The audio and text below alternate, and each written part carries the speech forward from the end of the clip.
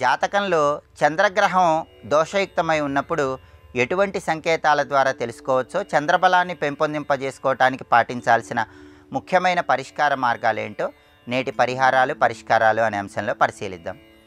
ఎవరికైతే జాతకంలో చంద్రుడి బలం తక్కువగా ఉంటుందో వాళ్ళకి ఏ పని మీద ఆసక్తి ఎక్కువగా ఉండదు, నిరాశ నిస్పృహలు ఎక్కువగా ఉంటూ ఉంటాయి.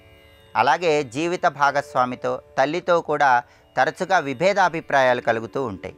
ఇంటి ఆవరణలో ఉన్నటువంటి చెట్లు ఎండిపోతూ ఉన్నట్లయితే జాతకంలో చంద్రబలం తక్కువగా ఉన్నట్లుగా గుర్తించాలి. అలాగే ఊహాలోకాల్లో విహరిస్తూ అంది వచ్చినటువంటి అవకాశాలను చేజార్చుకుంటూ ఉండటం కూడా చంద్రబలం తక్కువగా ఉండటానికి సంకేతం. గృహంలో నీటి పైపులకి తరచుగా మరమ్మతులు చేయాల్సి వస్తూ ఉన్నా, పాలు ఇంట్లో తరచుగా పొంగిపోతూ ఉన్నా చంద్రబలం తక్కువగా ఉందని గుర్తించాలి.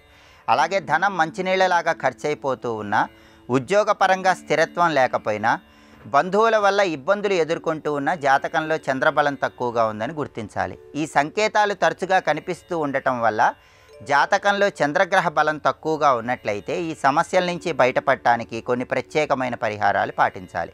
స్ఫటికలింగాన్ని గృహంలో ఏర్పాటు చేసుకుని ఆ స్ఫటికలింగానికి ప్రతిరోజు అభిషేకం చేసుకుంటే చంద్రబలం పెరుగుతుంది. అలాగే వీలైనప్పుడల్లా మోదుగ చెట్టు దగ్గరకు వెళ్ళి మోదుగ చెట్టుకు నీళ్లు పోసి ప్రదక్షిణలు చేస్తే చంద్రబలం పెరుగుతుంది. సోమవారం పూట ఆవు పాలతో పాయసం చేసి లక్ష్మీనారాయణలకు నివేదన చేసి ప్రసాదంగా స్వీకరించాలి. ప్రతిరోజు తల్లిగారి పాదాలకు నమస్కరించి ఆశీర్వాదం తీసుకుంటూ ఉండాలి. నిద్రించే ముందు తల దగ్గర ఒక గ్లాసులో పాలు పోసి ఉదయం నిద్రలేచిన తర్వాత ఆ పాలల్లో కొద్దిగా పసుపు, గంధము కలిపి ఆ పాలు వేప చెట్టు మొదట్లో కానీ మర్రి చెట్టు మొదట్లో కానీ పోయాలి. ఇలా చేస్తే చంద్రబలం పెరుగుతుంది. సోమవారం రోజు బియ్యపిండి చీమలకు ఆహారంగా వేస్తే కూడా చంద్రబలం పెరుగుతుంది.